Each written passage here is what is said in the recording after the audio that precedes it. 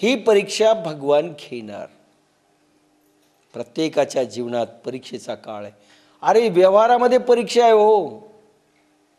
तुम्हाला अपॉइंटमेंट द्यायची तरी इंटरव्ह्यू घेतले जातात. शिक्षण झालं त्याच्यातही परीक्षा घेतल्या जातात. तर देवाला आध्यात्मिक शक्ती प्रदान करायची असेल तर परीक्षा घेणार नाही. स्वप्नातही कल्पना आणू नका की भगवान परीक्षा घेणार नाही. स्वप्नातही आजपर्यंत कधी घडलं नाही, आता घडेल याची शाश्वती नाही. तुम्ही टिकता किती? कोणी म्हणेल जनकांचा उल्लेख केला, त्यांना कुठे दुःख झालं? एखादा असा मनात येऊ शकतं ना, जनको दयाः असं भगवंतांनी सांगितलंय. अरे पांडवांचा पाठीराखा असताना पांडवांना त्रास झाला का नाही हो? 14 वर्ष वनात, राम 12 वर्ष, हे 14 वर्ष का 13 वर्ष? 12 वर्ष प्लस 1 अज्ञातवास, 13 झाले ना. 13 वर्ष वनवास. नाही चुकवलं हो त्यांच्या बापालाही, कधी चुकवलं नाही. किती त्रास जनकाला नाही झाला? अरे इतकी लाडकी सीता समोर वनात नेतो तो राज त्याग करून. आता मला सांगा, बायांकडे वळू. तुमच्या बापानं तुमच्या नवऱ्याला दिलं आणि दुसऱ्या दिवशी सासऱ्यानं वनात पाठविलं. 12 वर्ष काय होईल? सासू सासरे इतकी निंदा कुचेष्टा करतील, काय जावई भिकारड, घरातून हाकलून लावलं, कमवता येत नाही, असंच होईल की नाही? भगवान रामचंद्र प्रभू सीतेला घेऊन वनात जातात आणि जनक आज्ञा करतात वशिष्ठांना. की जनक हे झालेले होते, जज, न्यायाधीश झालेले होते आणि धर्मसंमत काय राज्यकारभारात परत जावं की बापाला दिलेला शब्द पाळावा, माता कैकेयीला दिलेला शब्द पाळावा. जनकाने सांगितलं नाही, धर्मसंमत आहे, वनात जावं. सीता वनात गेली. बरं सीता गेली तर गेली, 1 पोरगी गेली, 3 पोरी, 13 वर्ष. त्या मातेने सांगितलं जनकाच्या की 13 वर्षापर्यंत आता तुम्ही माहेराला तोंड बघायचं नाही. रामाऐवजी तुम्ही आहात, लक्ष्मणाऐवजी तुम्ही आहात. भरत दुसरीकडे गेलेला आहे, तोही 12 वर्ष आलेला नाहीये, 14 वर्ष एका झोपडी टाकून बसलेला आहे. बायकोचा त्याचाही संबंध नाहीये. सगळ्यांचे असेच आहेत, सगळ्या तशाच झालेल्या आहेत. पण त्यांना आदेश आहे, सासरवाडींच्या लोकांची सेवा करा, माहेराकडे डुंकून पाहू नका. काय वाटलं असेल त्या मातेला आज्ञा देताना सांगा? दुःख नाही झालं? अरे जे जनक उपदेश करतात भगवान शुकाचार्यांना, एवढी कॅपॅसिटी आहे महाराजा जनकांची, त्यांनाही दुःख जन्मभर होईल असंच झालं. काय मिळालं त्यांच्या सीतेला? 11,000 वर्ष राज्य केलं रामानी. 14 वर्ष आणि लवकुश थोडे मोठे होईपर्यंत तेही नाही. वनात फक्त काय संग झाला आणि तेही रावणाकडे पुन्हा राहिली जाऊन. पुन्हा इकडे आली की धोब्याने सांगितलं म्हणून सुटली. किती संगतीमध्ये राम राहिले. 11,000 वर्ष राम राज्य चाललं, राम राज्य करतायत. सीतेला किती वेळ सिंहासनावर बसायला मिळालं? काय वाटलं असेल महाराज जनकांना? पण भोगावं लागलंय. लक्षात घ्या, ज्या भगवंताच्या मुखातून जनकांचं नाव येतं भगवान कृष्णाच्या, त्या जनकालाही सोडलं नाही. म्हणून आपलं हे अज्ञान घालवलं पाहिजे म्हणून ओवी आहे. येणार संकट,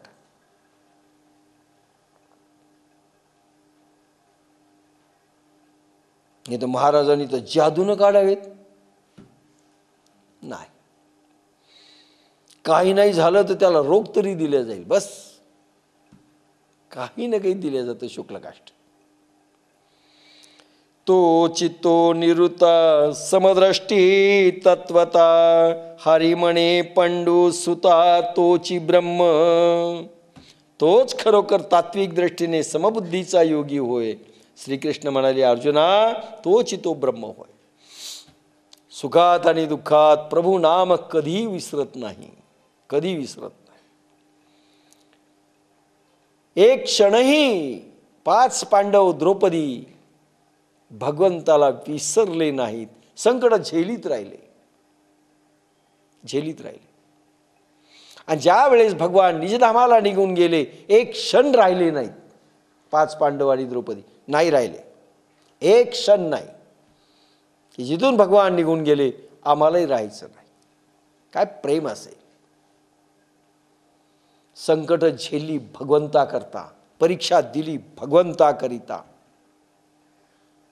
संसार केला भगवंता करिता, राज्य केलं भगवंता करिता. हे अपेक्षित आहे, हे अपेक्षित आहे भगवंताला. त्याला सिद्ध पुरुष म्हणतात. हे माऊलींच्या 2 ओव्यातनं आपण पाहिलं. 21वा श्लोक. बाह्यस्पर्शेष्व सक्तात्मा विंदत्यात्मनि यत्सुखं स ब्रह्मयोगयुक्तात्मा सुखमक्षयमश्नुते.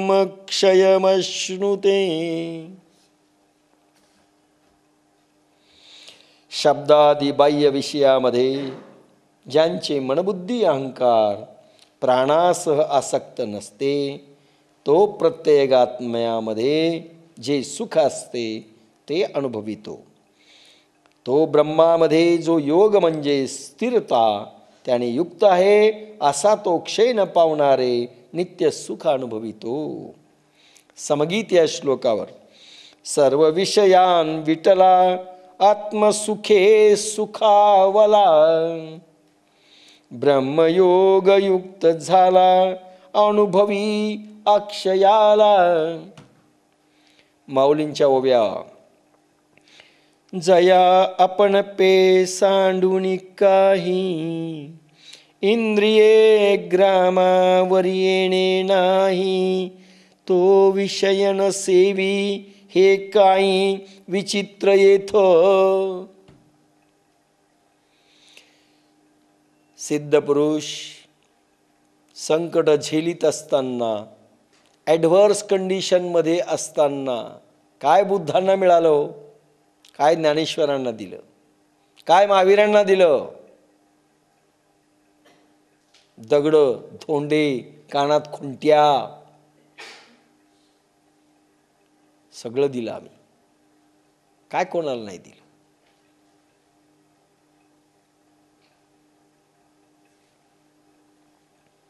येशू ख्रिस्तांना काय मिळालं?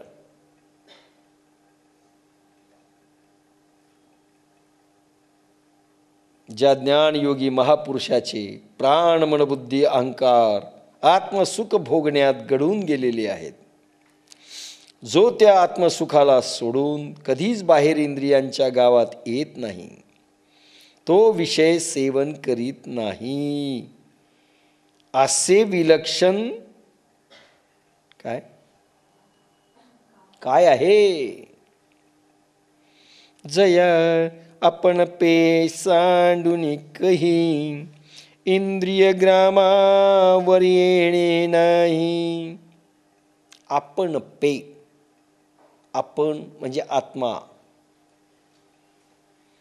आत्मसुख व्यवहारात असताना प्राण मन बुद्धी अहंकार आत्म्यामध्ये सारखा रिसवण्यात येतोय. आत्मानुसंधान अखंड चालू आहे.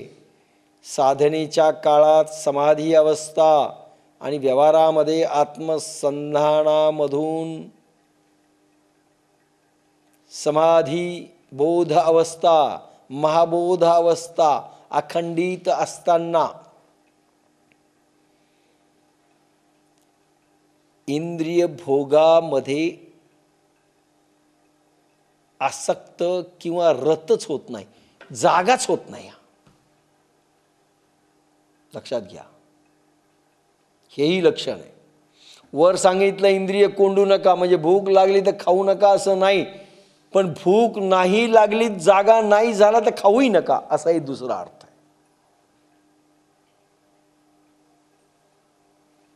लक्षात घ्या, असं लक्षण आहे, जागाच नाही. भगवान गौतम बुद्ध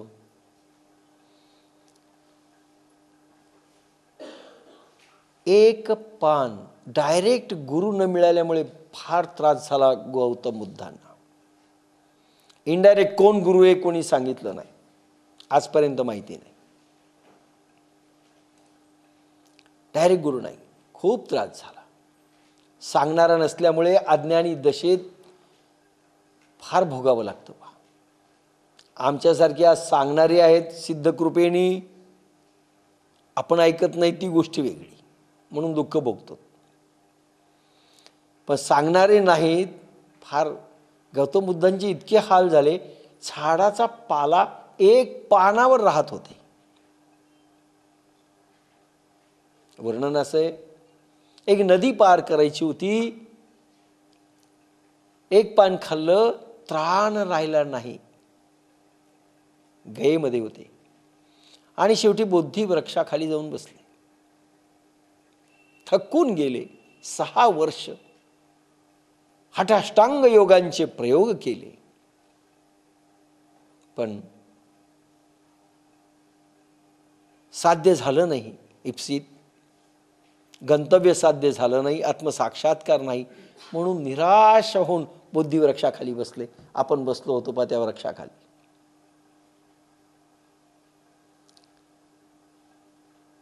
गयामध्ये, बुद्ध गया,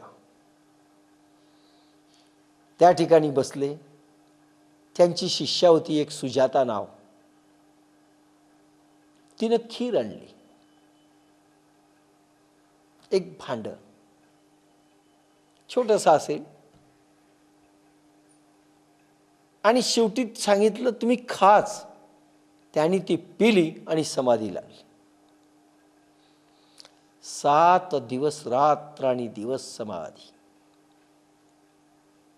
तिथं बुद्धांना महाबोध प्राप्ती झाली, साक्षात्कार झाला. समाधीतून खालीच उतरत नव्हते. सगळे देव परेशान झाले, हे समाधीतून खालीच यायला तयार नाही. इंद्र आहेत, भगवान विष्णू आहेत, भगवान शंभू आहेत, सगळ्या जणांनी प्रयत्न केले. शेवटी आले खाली. अहो, जग कार्य करायचंय, खाली या. खाली आल्यानंतर पुन्हा 7 दिवस बोलले नाही. त्या तलावात जाऊन बसले. तो जो तलाव तुम्ही पाहिला तिथे जाऊन बसले, बोललेच नाही. खाणं पिणं कसलं. रामकृष्ण परमहंस काही काही वेळेस समाधीत जायचे 3-3 दिवस तसेच. विवेकानंद पहिल्यांदा समाधी अवस्थेमध्ये गेल्यानंतर 2-3 दिवस भानच नाही. त्यांना जागं करावं लागत होतं. आपल्याकडे आपण घाबरून जातो. एखादा जर थोडा बेशुद्ध अवस्थेकडे असं वाटायला लागला, सगळेजण माझ्याकडे पाहतात, याचं कसं झालं, चला हॉस्पिटलमध्ये घेऊ. नेमकी अवस्था येते की आपल्याला ती नको असते. सगळ्यात अवघड आहे आपलं फारच अवघड आहे. दगडासारखं झालं, लाकडासारखं शरीर झालं, होऊ द्या ना. आणि नेमकं ते 4थ्या दिवशीच होतं आळंदीला. पहिल्या दुसऱ्या दिवशी झालं तर हरकत नाही, पण ते होतं 4थ्या दिवशी. मग काही लोकांनी छान युक्ती काढली, सकाळीच निघून जातात, काही दुपारी जातात. ती स्थितीच येणं नको आणि पाहणंही नको कोणाचं वाकडं तिकडं शरीर. काही येऊच देत नाहीत ती स्थिती. काही आधीच खाऊन जातात खूप मोठं, लॅट्रिन होत राहतात, त्याला स्थितीच येत नाही. साहेब आळंदीला कोठा साफ झाला, बाकी काही झालं नाही. इथे खूप खाल्लेलं असतं, तिथं सारख्या संडासमध्ये लाईन असते. कॅसेटमध्ये यायला चांगलं नाही, बंद करू आपण. जया पण पे सांडून काही, इंद्रिय ग्रामावर येणे नाही. इंद्रियाच्या गावाला खबरही नसते. ताण भूक झोप विसरला, अशी स्थिती येते. तो विषय नसेवी हे काही विचित्र येत. अरे विषय दिले तरी तो खात नाही, नको वाटत. 104 डिग्री ताप असतो इतका जर योगाग्नी असेल तर विषय दिला तरी तुम्ही खाणार नाही. विषयांचा विसर पडे, इंद्रियांची कसमस मोडे, मनाची घडी घडे हृदया माझी. विषयांचा विसर पडे, विसर पडतो. मग आम्ही व्यवहार कसा करावा? साधनेची काही अवस्था अशी भोगा, व्यवहाराला मोकळे आहेत. कोण म्हणलं संसार सोडा? ज्ञानेश्वरांनी म्हटलेलं नाहीये. पण एखादी येऊ द्या ना 2-3 दिवस अवस्था अशी, काही बिघडत नाही. सहजे स्वसुखाचेणी अपारे, सुरवाडलेणी अंतरे, रचिला मनोनी बहिरे पाऊलन घाली. अरे भगवान महावीर 12 वर्षात 360 दिवसच जेवलेत. गरज वाटली नाही म्हणून नाही जेवले. आताच्या सारखा अट्टहासाचा उपवास नाही केला. हमने संकल्प लिया है 40 दिन का उपवास, ते सलाईनवर असतात. काय असे उपवास भगवान महावीरांनी केलेले नाहीत. सहजे ससुखाचेणी अपारे, सुरवाडलेणी अंतरे, रचिला मनोनी बहिरे पाऊलन घाली. स्वाभाविक अशा आत्मसुखाच्या अमर्यादपणामुळे व त्यापासून उत्पन्न झालेल्या महासुखाने अंतर भरून गेल्यामुळे त्याचे मन बाहेर इंद्रियात येत नाही. कारण सांगितलंय. ज्ञानेश्वरी प्रत्येक गोष्टीचं कारण सांगते. म्हणून म्हटलं असा ग्रंथराज होणे नाही. सहजे स्वसुखाचेणी अपारे. स्वसुख म्हणजे आत्मसुख. आत्मसाक्षात्कार झाल्यानंतर परब्रह्मांची किरणं प्रचंड आपल्याकडे धावतात.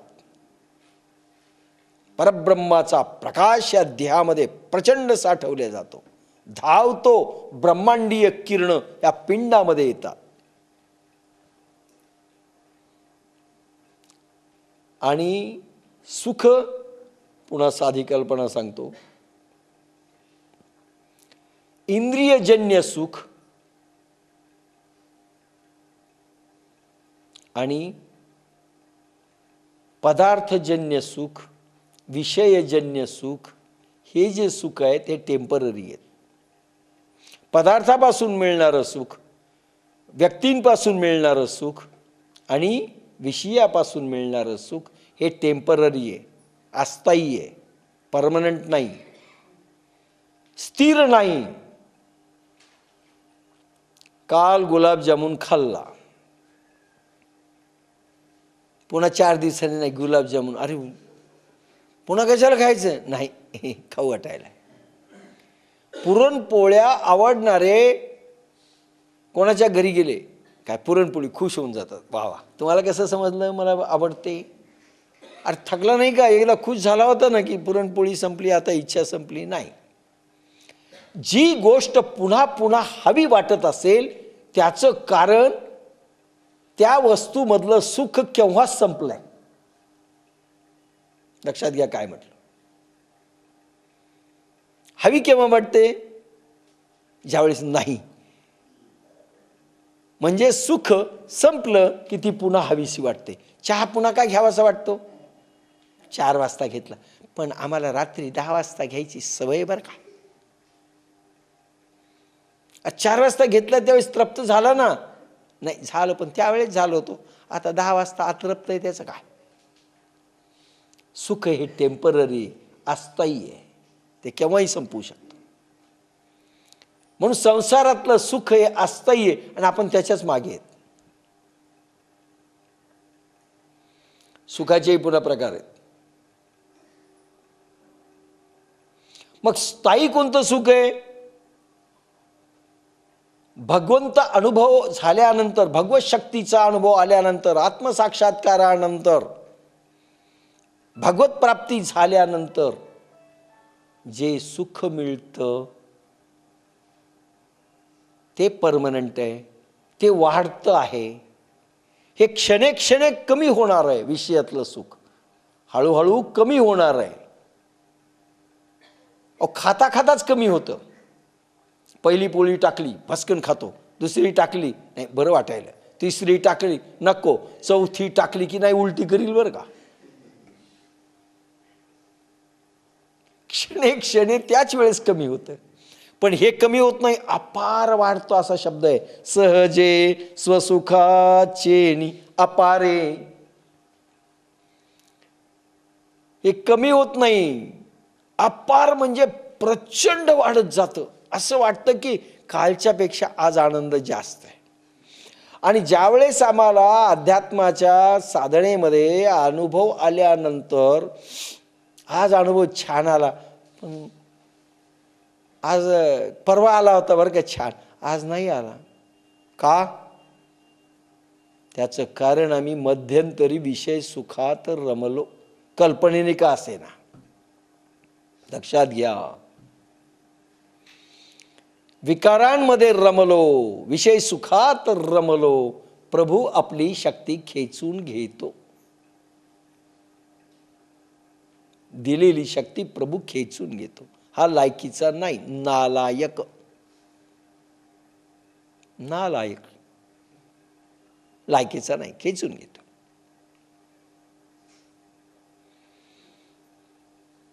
सहज अपार शक्तीचा. आणि ज्या वेळेस असा महाबोधाचा अनुभव येतो,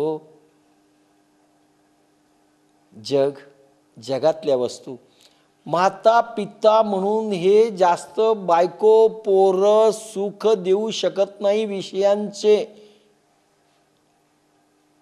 क्षणे सुख कमी होतं. ज्या बायको पोरांना आपण कवटाळलं पहिल्या दिवशी, दुसऱ्या दिवशी नको वाटतं. ती साडी मागायला लागली, हे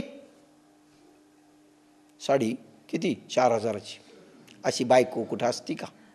नुसतं प्रेम करावं, झालं सुख कमी झालं. भाजी चांगली नाही केली, ती बायको लगेच वाईट वाटायला लागते. साध्या कारणावरून जे कमी होऊन जातो आनंद, सुख, ते सुखच नाही, तो भ्रमभास आहे सुखांचा. असेल तर क्षणापुरता आहे, दुसऱ्याच क्षणी नष्ट आहे. जी बायको चंद्रमुखी वाटते, साडी मागितली की सूर्यमुखी वाटते.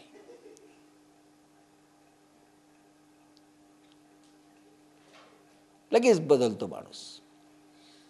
आणि ज्याचं सुख दुसऱ्यावर आधारलेलं आहे ते सुखच असू शकत नाही. हे बायको तू सुख दे, हे विषया तू सुख दे, हे जलेबी तू सुख दे, हे कपड्या तू सुख दे, ते दुसऱ्यावर अवलंबून जे असतं ते सुखच असू शकत नाही. सुख क्रिएट झालं पाहिजे आतून.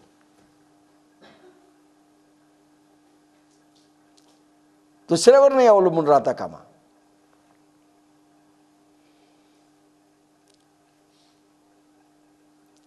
सुखाचे प्रकार आहेत काही.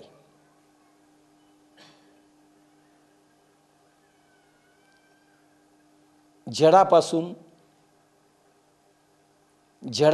जड सुख, जडापासून जड प्लस चेतन, त्याच्यापासून एक सुख. जड प्लस जड शक्ती, त्याचं सुख. जड प्लस चेतन, त्याचं सुख. चेतन प्लस चेतन, त्याचं सुख. आणि चेतन प्लस चेतन प्रेमानंद, त्याचं सुख. लक्षात घ्या. जड प्लस जड, कोणतं? विषयजन्य. मन जड आहे, मनाला जडच म्हटलंय. मन उपभोगायलंय विषयांचा आनंद, वस्तूचा आनंद, व्यक्तींचा आनंद, बाह्य वस्तूंचा, बाह्य व्यक्तींचा, बाह्य विषयातला आनंद. मन जड आहे. आणि हे जड आहेत, डोळे जड आहेत, हे सगळे. याचं अतिशय क्षणिक, याला माईक सुख म्हटलंय. माया म्हणजे भ्रम. काल सांगितलं होतं ना, 3 शक्ती भगवंताच्या. स्वरूपाधिक शक्ती म्हणजे स्वरूपाधिक माया, ज्याला योग माया देखील म्हणू शकता. नंबर 2 जीवशक्ती, आणि नंबर 3 मायाशक्ती. माया ही जड आहे तिसरी, आणि पहिली स्वरूपाधिक ही जड नाही, ही चेतन आहे. म्हणून जडापासून जड म्हणजे माया प्लस जीव एकत्र आला की जड जडापासून. लक्षात आलं. कारण जीवाला सुख व्हायलंय मनाला, ते मन जड आहे. आणि कोणाचं सुख व्हायलंय? या जड मायेचं. संसारातल्या वस्तूंकडून मिळणारं सुख हे जड प्लस जड. माया आणि जीव एकत्र आलेत. परमेश्वराचा संबंध फार कमी आहे याच्यात. याला माईक सुख म्हणतात. याच्यापासून उत्पन्न होणारं सुख माईक, क्षणिक, नश्वर, नष्ट होणार, परमनंट नाही, क्षणभंगूर, स्वल्प. नंबर 2, कारण घेणारं मनही जड आहे, वस्तू जड, विषय जड, सगळं जड. दुसरं काय? हां, कोण म्हणलं? हरनारायण. वा, लिहायला म्हणून पाठ व्हायलंय. जड प्लस चेतन, नंतर चेतन प्लस चेतन. जड प्लस चेतन, ते एक सुख आहे. त्याच्यामध्ये अध्यात्माचा एक काही भाग येतोय. जड प्लस चेतनेमध्ये द्वारकेला गेले, भगवंतांची जड मूर्ती पाहिली, सोहळा पाहिला. तिरुपतीला गेले, काय साज श्रंगार आहे. श्रंगार कोणी बनवला? मूर्ती कोणी बनवली? सगळं मानवी आहे ना. बरं वाटलं. जड डोळ्यांनी जड मूर्तीमधून चेतन सुख पाहिलं. जड प्लस चेतन, तेही माया. मग देव तसा आहे का? त्याचा ड्रेस तसा आहे का? पण दगडासारखा देव तुमच्या अंगावर पडला, काय होईल?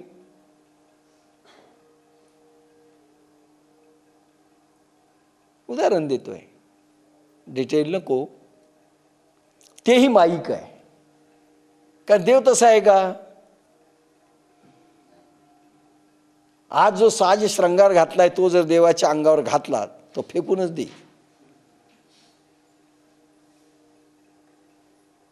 सध्याच्या द्वारकेत कृष्णाची ती मुरली फुंकली तरी तिच्यात आवाज येत नाही. ती कृष्णाला दिली तर चालेल का? चांदीची बासरी, काय ज्योतिषी म्हणतात, चांदीची इतकुशिक बासरी कृष्णाला द्या. आता इतकुशिक बासरी, आवाज कसा काढायचा? कृष्ण खरंच प्रगटले तुमची बासरी घेऊन.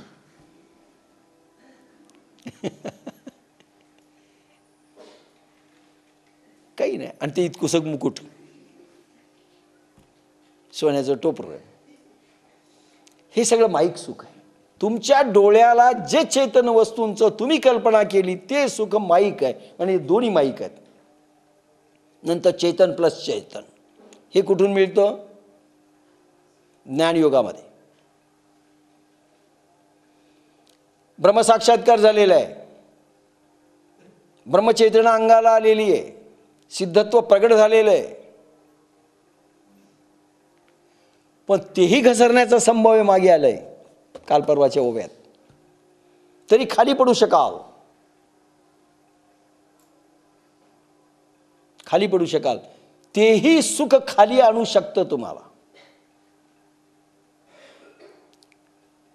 आता तो भाग सांगत नाही, स्वर्गातलंही सुख तुम्हाला खाली आणू शकतं, ब्रह्मलोकीचंही सुख खाली आणू शकतं.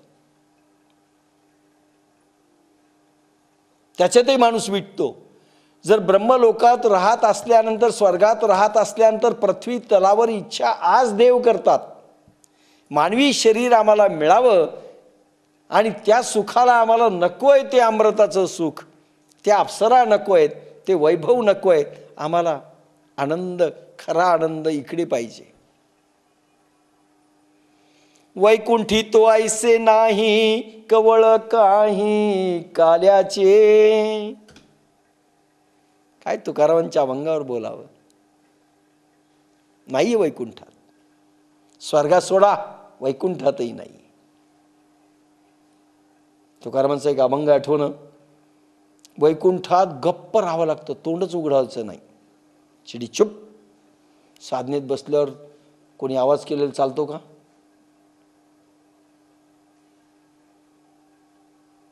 आवाज बंद, सगळेजण.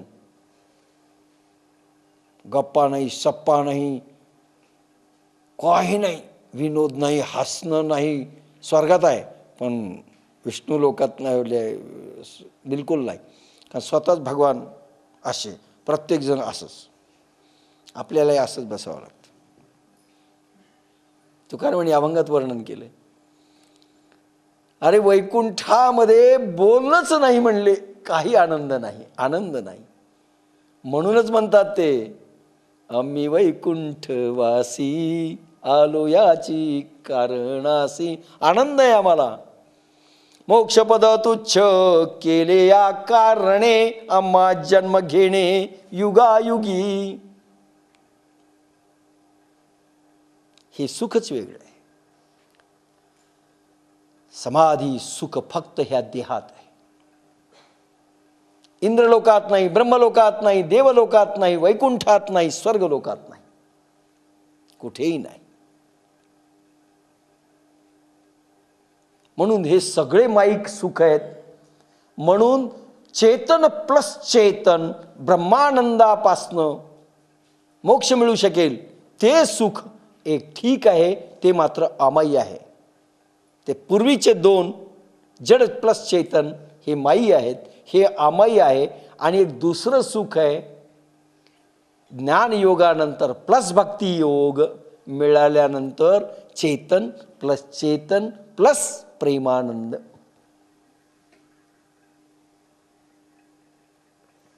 जे गोपिकांना मिळालं, मीरेला मिळालं,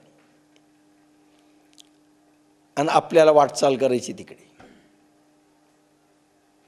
पण आधी आपण जडातून जड सुखाच्या वर सरकलं पाहिजे, नंतर जड चेतनच्या वर गेलं पाहिजे, नंतर चेतन चेतनवर आलं पाहिजे, आणि मग चेतन प्लस प्रेमानंदाकडे वळलं पाहिजे.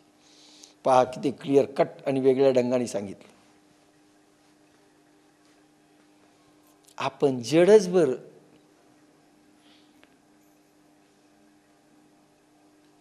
सहजे स्वसुखाचे अपारे. हे स्वसुखाचं, हां, हे जे प्रेमानंदाचं सुख आहे, ब्रह्मानंदाचं म्हणजे दोन जे नंतरचे सुख आहेत, हे स्वरूपाधिक शक्तीचं आहे.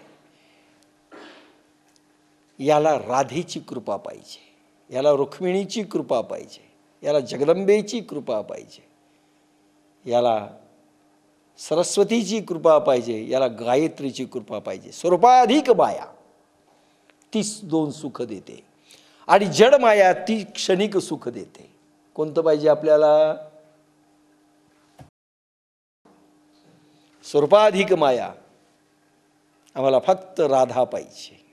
राधा भगवंताची स्वरूपाधिक माया आहे, योग माया आहे, योगेश्वरी आहे. तिच्यापासून मिळणारं सुख स्वरूपाधिक माया, जे गोपिकांना, भक्तांना, तुकारामांना भक्ती भक्ती भक्ती स्वरूपाधिक माया, चेतन प्लस प्रेमानंद म्हणजे भक्ती. साधे टाळं कुठले, साध्या माळा ओढल्या, साधे गायत्री जप केले, अरे जडातून चेतन देखील नाही.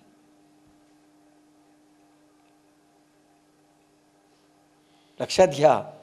म्हणून सायन्स सांगायलो आणि ते नीट एक वेगळ्या ढंगाने बाजू मांडायलो. इथे स्वसुखाचे अपारे ब्रह्मानंद टू प्रेमानंद हे दोन सुख, स्वरूपाधिक मायेपासनं भगवंताची मुख्य शक्ती. जी शक्ती प्रसन्न झाली की भगवंत प्रसन्न झाला. म्हणून राधेच्या मागे लागा.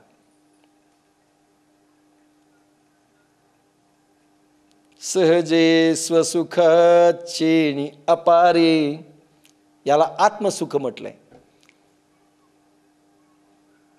स्वरूपाधिक माया प्रसन्न झाली की भक्तियोग सुरू झाला. राजेश्वरी राधा राणी प्रसन्न झाली पाहिजे, ती स्वरूपाधिक माया आहे भगवंताची. आणि ते अभिन्न आहे. हे भगवंताशी भिन्न आहेत. हे कोण? जड माया आणि जीव हे भिन्न आहेत. नाही तर माणसं तर देवच झाले असते ना.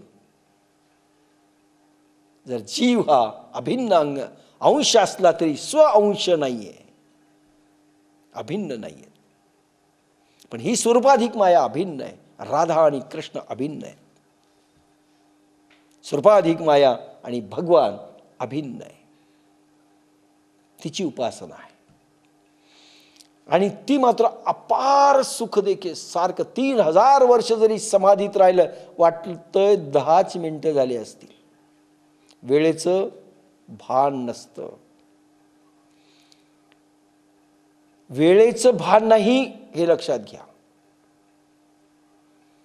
1000 वर्ष झाले तरी वाटतं भान नाही. काम क्रोध तो भयापलिता महाजोगिनी जागी. तीच महाजोगिनी जागी. ही जोगिनी म्हणजे ही योगिनी, ही स्वरूपाधिक माया जागी करायची. भगवान समोर आहे. भगवान अखंड आहे. कबीरांचं आहे.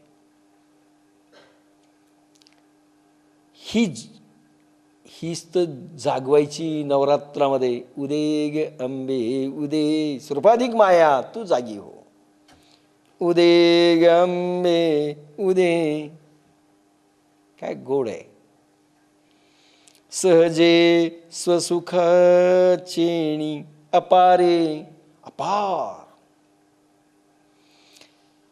2000-3000 वर्ष समाधी अवस्थेत उठल्यानंतर राजा मुचकुंदाचं झालं ना कालयवन.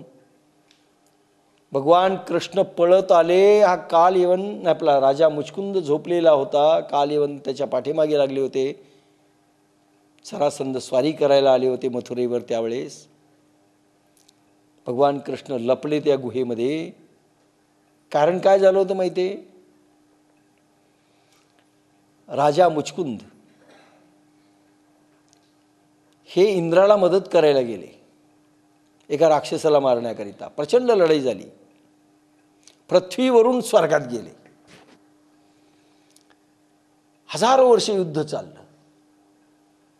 पण स्वर्गामध्ये हजारो वर्ष काही क्षणाचं वाटतं. 1-2 घंट्याचं किंवा 1 दिवसभराचं वाटलं. आल्यानंतर बस इंद्र प्रसन्न झाले. मागा म्हणले. काय मागायचं? काय मागायचं म्हणले. आता जाऊ द्या आम्हाला घरात, आमच्या घरी. म्हणजे कोणतं घर?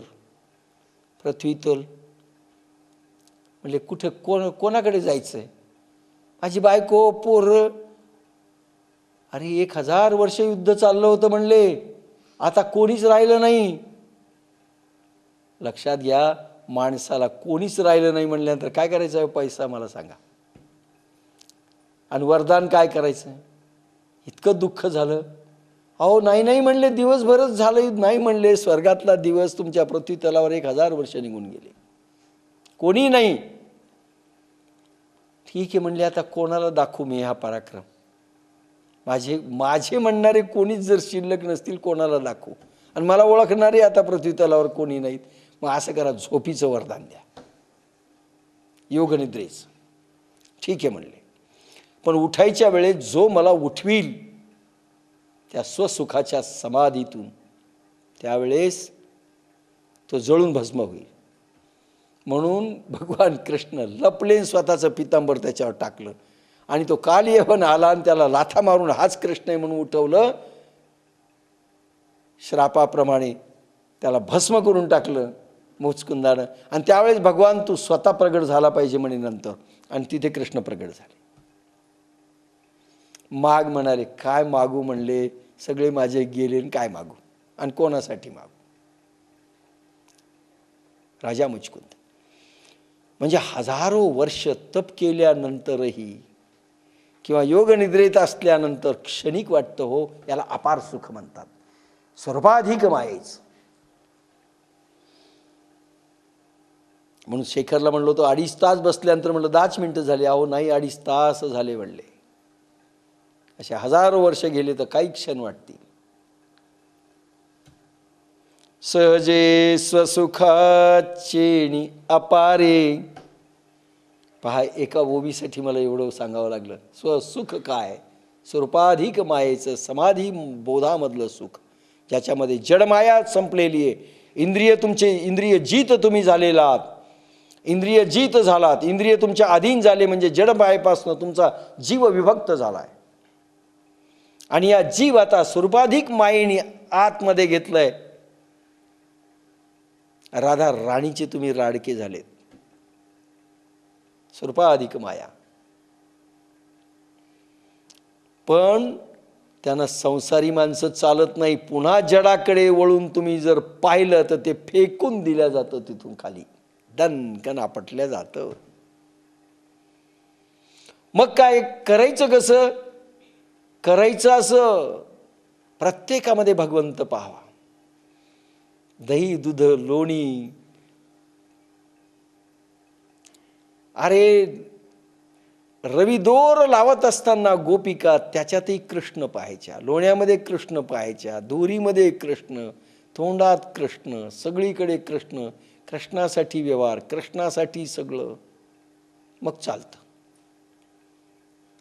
अखंड चिंतन विठोबाचे, अखंड, नो खंडन. म्हणजे व्यवहार नाही, व्यवहार साधना झाली पाहिजे. घर मंदिर झालं पाहिजे, व्यवहार मंदिर झाला पाहिजे. आणि भगवान कणाकणामध्ये दिसला पाहिजे, आला पाहिजे आणि मनामध्ये असला पाहिजे. 1 तास करतो तर मी साधना, अरे व्यवहार साधनामय झाला पाहिजे. आणि तेही स्वरूपाधिक माये, जडमायेच्या अधीन तुमचे कुठलेच इंद्रिय नकोय. एका क्षणात सोडता आलं पाहिजे. आळंदीला जायचंय, माऊली पाहते, सोडलं नाही, जा भौतिक मायेच्या मागे लागा, तिकडे जा. असलेली शक्ती कमी करून टाकतं. फारच कठीण आहे बरं का, फारच कठीण. सहजे स्वसुखाचेणी अपारे, सुरवाडले अंतरे. स्वाभाविक अशा आत्मसुखाच्या अमर्यादपणामुळे, आता अमर्यादपण उपभोगत राहावं वाटतं, उपभोगत राहावं वाटतं. इकडे विटतो ह्या सुखाला माणूस. नवरा बायको जरी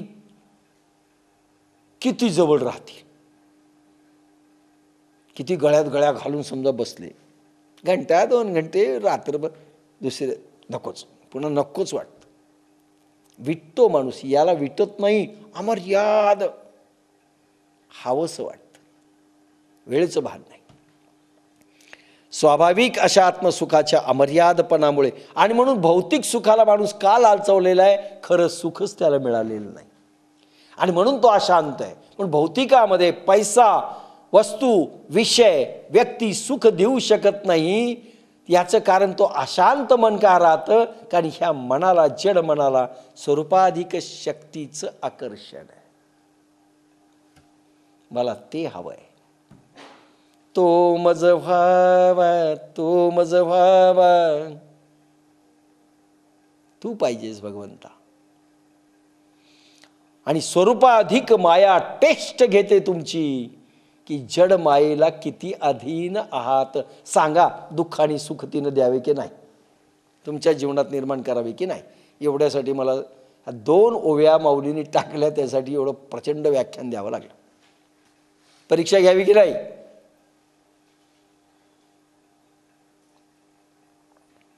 भगवंताला इतकुसक विसंबरलेलं चालत नाही बरं. स्वरूपाधिक मायेला रास क्रीडेमधले प्रसंग आहेत. गोपिका धावत आल्या. प्रत्येकीला वाटलं की भगवान हा माझ्याकडे पाहतोय, माझ्यावर अफाट प्रेम आहे, अजून कोणावर नाही. पण किंचित अहंकार मध्ये आला आणि काही क्षणाकरता जरी त्या भगवंताला विसरल्या तर भगवान गायब होत होते. पुन्हा त्या रडत होत्या आणि वृक्षांकडे, झाडांकडे, वेलींकडे कृष्ण कुठे, भगवान कुठे म्हणून रडत असायच्या. आणि पुन्हा तो प्रगट व्हायचा. पुन्हा किंचित लहर जरी अहंकाराची, मध्ये अहंकाराची लहर झाली तरी स्वरूपाधिक माया संपते, तुम्हाला सोडून देते. इतकं अवघड आहे पा कामविकारांच्या लहरींच. आणि कामविकार तुम्हाला किती निर्माण झाले भौतिक सुखामध्ये, ही टेस्ट घेतल्याशिवाय स्वरूपाधिक माया तुम्हाला जवळच करीत नाही. अनाहताचा हल्लरुवाजे काय 17वीचे स्तन्यदेशी, ती माता दूध पाजत नाही 17वीचं. अनाहताचा हल्लरुगाशी, अनाहताचा सोहम नादाचा खुळखुळा वाजवीत नाही ती माता. जोपर्यंत तुमच्या हातात बाजारातला खुळखुळा आहे आणि तो श्रेष्ठ वाटतोय तोपर्यंत ती माता तिचा खुळखुळा वाजवीत नाही. जोपर्यंत दाई जवळ पोरग राहत असेल तर बाई पोरगच घेत नाही जवळ. राहू दे राहू दे राहू दे, रडत नाही ना, राहू दे, बसलेलं खेळत खपू दे. सहजे स्वसुखाचेणी अपारे, सुरवाडलेणी अंतरे. स्वाभाविक अशा आत्मसुखाच्या अमर्यादपणामुळे व त्यापासून उत्पन्न झालेल्या महासुखाने, महासुख म्हटलंय, सर्वसुख, महासुख आणि सुख. सुख म्हणजे मायेचं सुख, दोन, जड प्लस जड, जड प्लस चैतन सुख. महासुख चैतन प्लस चैतन, चैतन प्लस प्रेमानंद, महासुख, महाबोध. आता पटपट समजतं आपल्याला. पहा कुठपर्यंत 5वा अध्याय संपत्ती आला आहे. इतका फास्ट घ्यायलो पण तितकंच डिटेल घ्यायलो. इतकं फास्ट कधी गेलो नाही, ती फास्ट ट्रेन चाललेली आहे. पण समजायला देखील कठीण पडत नाहीये. म्हणजे आता फक्त असं हे दिलं तर लक्षात आलं पाहिजे, इतकी तयारी झाली पाहिजे. हिंट: स्वाभाविक अशा आत्मसुखाच्या मर्यादपणामुळे व त्यापासून उत्पन्न झालेल्या महासुखाने अंतर भरून गेल्यामुळे, आतमध्ये व्हॅक्यूम नाहीये, अशांतता नाहीये, मन शांत झालंय, तृप्त झालंय, मला जे हवं ते मला मिळालंय, मन प्रसन्न आहे. करोडो जन्म झाले ज्या सुखाकरता मी फिरतोय ते मला मिळालं, ते मला मिळालं. अंतर भरून गेल्यामुळे त्याचे मन, प्राण, बुद्धीसह अहंकार बाहेर इंद्रियात येत नाहीत, ते जागेच होत नाही. कारण इंद्रिय सुख कोणाचं घेतील? बाह्य सुख म्हणजे विषयाचं, म्हणजे माईक सुख. जाग त्याला कशाला जाग होईल? पुरणपोळी म्हणल्यानंतर शिळी भाकरी वाळलेली खाताल का? आम्ही शिळी भाकरी प्रेमाने आणून दिली. अरेच घाल तुझं प्रेम, महाप्रेमाने पुरणपोळी आणली.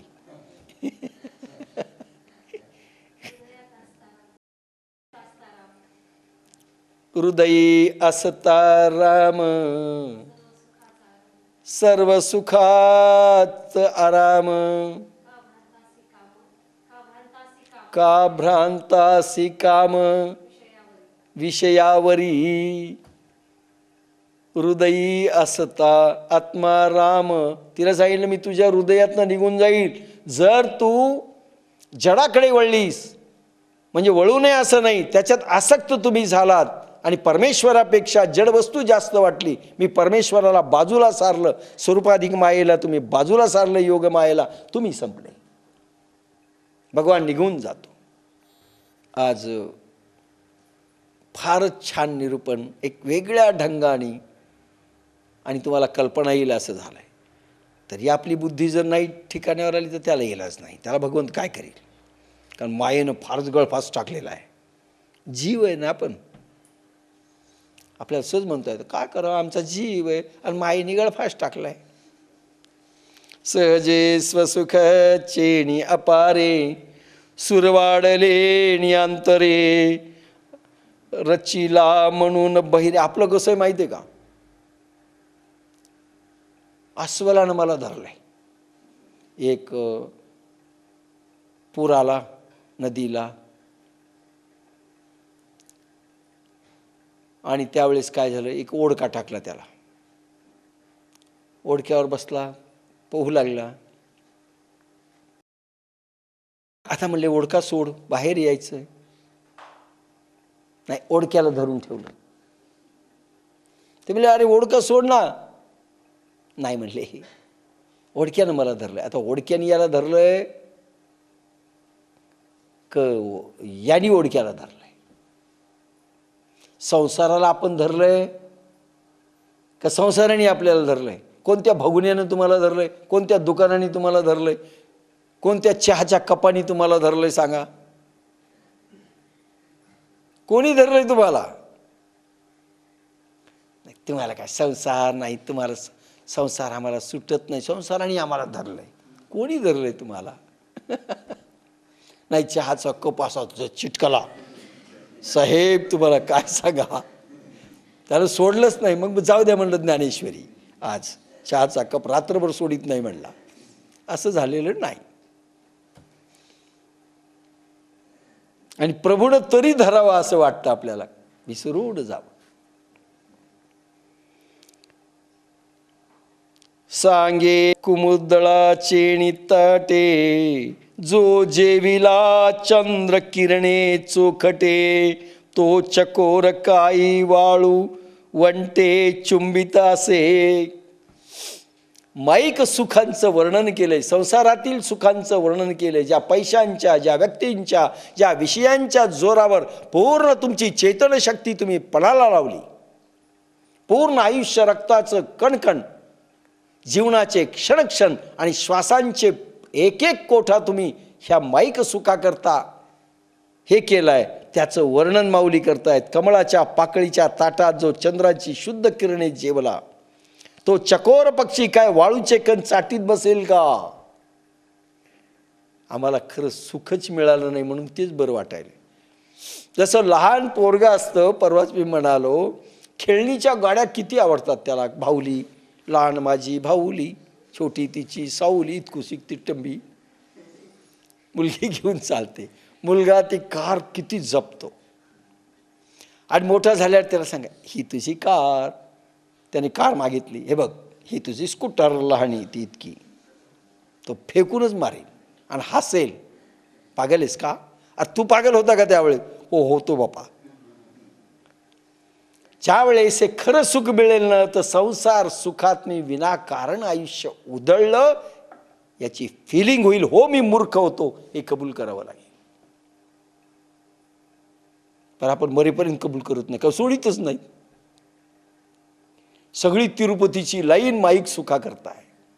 काय देवाला वाटत असेल, आणि किती प्रसन्न असेल तो देव. सायासे पुण्य अर्जिजे मग संसार का अपेक्षिजे. सहज मिळालं तर करा, अट्टास करू नका. सायासे पुण्य अर्जिजे, सगळं पुण्यपणाला लावतो. बा तिरुपती सोन्याचा महल दे, वा त्याला अजून नाही. सायासे पुण्य अर्जिजे मग संसार का अपेक्षिजे. परिनेनती काय कीजे अप्राप्य देखे सायासी पुण्य अर्जिजे. किती कष्ट पडतात पुण्य करायला, कशा कल्पना असाव्या लागतात, विकार नसावे लागतात, किती कष्ट साध्य आहे. आणि साधी उधळण आम्ही माईक सुख मागतो परमेश्वराकडे. बेवकुफीची हद्द झाली. कष्ट, हजारो जन्माचं मिळवलेलं पुण्य आम्ही माईक सुख मागण्यात घालवतो. देवा माझी पोरगी BA फर्स्ट क्लास फर्स्ट येऊ दे. मरा सायासी पुण्यार्जिजे, मग का संसार अपेक्षिजे.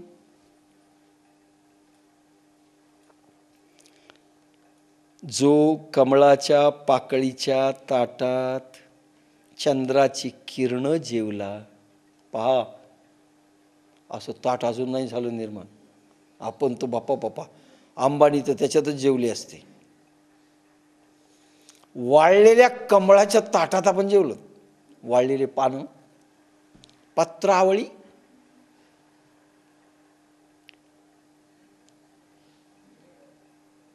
कमळाच्या पाकळीच्या ताटात जो चंद्राची शुद्ध किरणे जेवला. भाजी भाकरी नाही, कमळाच्या अगदी पाकळ्यामध्ये भाजी भाकर आपली डपकन ती फाटून गेली कमळाची पाकळी, असं नाही. चंद्राची किरण. काय जेवायचं त्याचं तसं ताट पाहिजे बरं का. आपल्या पिठल्याला ताट जरा धसकटच ताट पाहिजे स्टीलचं. कमळाची पाकळी तर केव्हाच आपली हे होईल. कमळाच्या पाकळीच्या ताटात जो चंद्राची शुद्ध किरणे पुन्हा जेवला, तो चकोर पक्षी काय वाळूचे कण चाटील का. अरे मग नको वाटतो संसार, जागा राहत नाही तो, कारण माईक सुख नकोय. अरे करोडो जन्म घेतलेत नंतर त्याला कळतं, या करोडो जन्मामध्ये मला कुठल्याही वस्तू हे सुख देऊ शकला नाही. भगवंता आता तुझं सानिध्य मिळालंय, स्वरूपाधिक मायेचं योग मायेचं साम्राज्य मिळालंय, मला काय उणे. तुकाराम म्हणतात ना, काय उणे आम्हा विठोबाचे पाय. आम्हाला उणे काही नाहीये, पण नको वाटतंय. म्हणून संसाराचं फार रममान सिद्धपुरुष झाला नाही, कारण ते क्षणिक सुखात का मी माझं लाईफ नष्ट करू असं त्यांना झालं. कशा करता.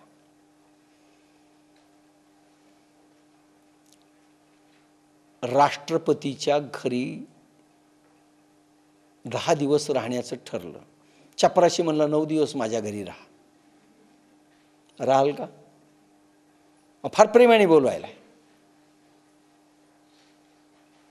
आपण नाही राजवाड्यात चांगला आहे. नहीं मेरी कुटिया में आओ ना 9 दिन, 1 दिन मैं राष्ट्रपति के घर में ले जाता हूं. नको वाटेल.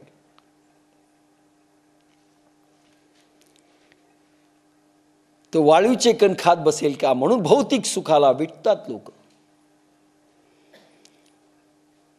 तैसे आत्मसुख उपाईले, जयासी आपण पेची फाविले.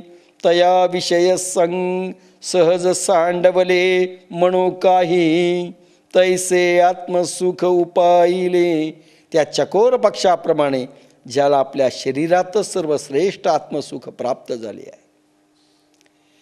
हे शरीर स्वर्गाचं द्वार आहे, हे शरीर नरकाचं द्वार आहे, हे शरीर वैकुंठाचं द्वार आहे, हे शरीर परब्रह्माचं द्वार आहे, हे शरीर द्वारकाधीशांचं द्वार आहे. ओपन कसं करायचं आपण ठरवायचं. ओपनिंग, उद्घाटन कसं करायचं याचं.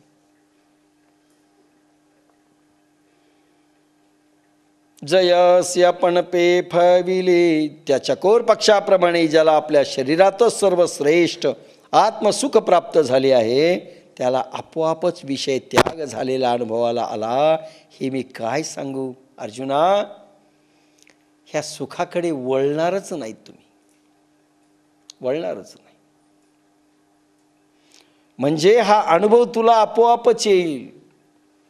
जगन्नाथपुरीला 3 प्रकारचा भात आपण खात बसलो. किती टेस्टी होता म्हणून प्रत्येक जण सांगू लागलं. आता जगन्नाथपुरीमध्ये आता पुन्हा गेलो तर एक जण आला.